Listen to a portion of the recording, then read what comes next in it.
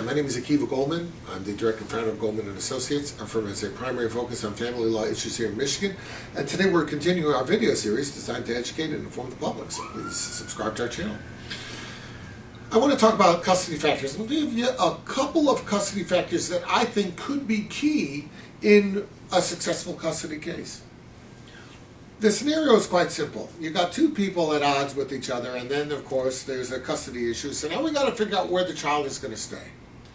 Instinct may lead a person to do certain things, to try and belittle the other person, to try and sling mud at the other person. But I got to tell you that that's really not the way to put together a successful campaign for custody. Okay? Let me give you some pointers. Item number one. During the custody battle, it's going to take many months. You should, number one, try to be as good a parent as you can possibly be. That's the first thing. Try to be available to your child. Try to make it so that your child can smoothly transition into what this new life is going to be. Try to be, if you haven't been such a great mother or great dad, try to be better at it. And involve yourself in school. Try to get involved with the doctor's appointments. Try to get involved with the extra activities.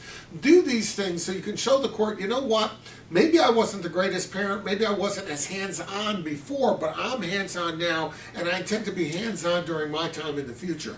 That will help the court understand that, yes, you might have had some shortcomings, but you're making great efforts to try and get better. And that'll give you a more even playing field, particularly in the case where the other parent has run the point on the doctor's appointments, the school appointments, etc. So that's one thing you should do. The second thing you've got to do is you've got to work with the other parent.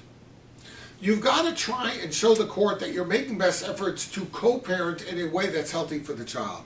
The worst thing you could do if you're trying to get custody is to show the court that you can't possibly work with the other parent. Unless you can prove that that other parent is a drug addict, an alcoholic, and a criminal, and a felon, unless you can show that, and if you could, it's a different story, but unless you can show that, if you're just two people who are at odds, showing that, you can't work with the other parent doesn't give the court what it needs to give you custody. The court needs to rely that you'll have custody and you'll cooperate with parenting time to the other person. If the court gets the sense that you hate the other person so much you'll never follow the orders, it makes the court wonder, if I give you custody, then the other person's going to have visitation. Are you going to follow the order? Are you going to do what you're supposed to do? So you don't want to get the court thinking that you're automatically going to violate the rules. So try, if you can, to have a working relationship with the other parent. Make the court know that no matter how the court rules on the custody, even if you have to share the custody, that you're up for it. That you will cooperate with the other parent to try. And why? Because of the next factor. And that is, number three, try to act within what's in the best interest of the kids.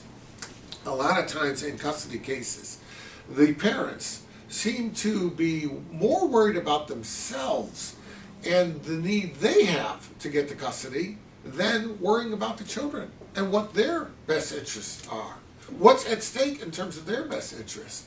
A lot of times people are more about the fight than about the custody. They want custody because the other person wants custody. They're not so much concerned about the children as they are with beating the other person. If that comes through in any way, the court is going to immediately take action. The moment the court realizes that your efforts to get custody are not about the children, but about getting back at the other person, that's the moment that you have lost your custody case, okay? You could pinpoint it to that very minute because the court doesn't care about your petty battle. The court doesn't care that you don't like him and he doesn't like you. We already know that. That's why we're in court in the first place, right? The court only cares about what's in the best interest of the child. So therefore, as factor number three, you want to win your custody case, show that you are devoted to serving the best interest of the child.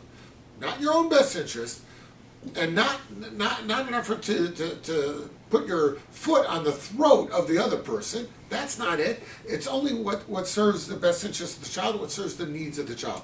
If you can demonstrate that that is your primary motivation, you've come a long way toward your custody victory. And a lot of people have trouble doing that. The other side might have trouble doing it. The other side may think that the best way to win the case is to sling mud at you. they're wrong. The best way to win the case is show the court why you're the better custodian, why you're the better person to embrace the best interest of the child, why you're the best interest to highlight and focus on the best interest of the child. A lot of people think that it's all about, tearing apart the other side. This is a huge mistake. So if you can focus on those three things, it is likely that you will be on your way to a custody victory. Now, if you have any questions about that, reach out, and of course, we'll be glad to help you out.